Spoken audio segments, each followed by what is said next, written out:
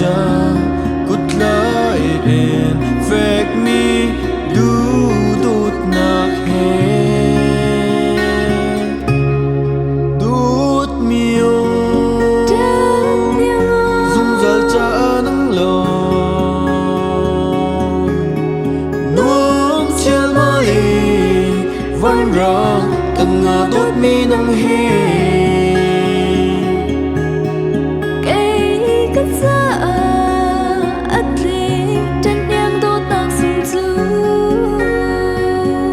cần dùng dính đủ đi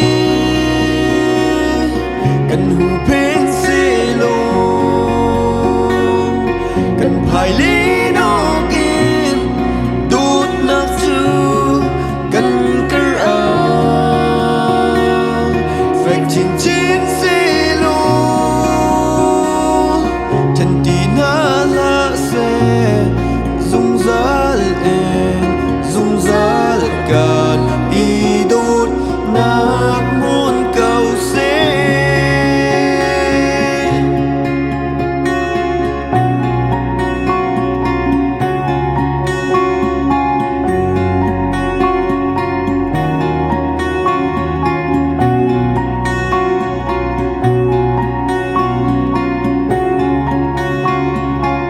cần dung dính đủ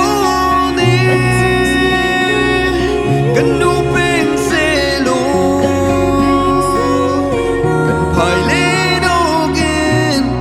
đút nát sư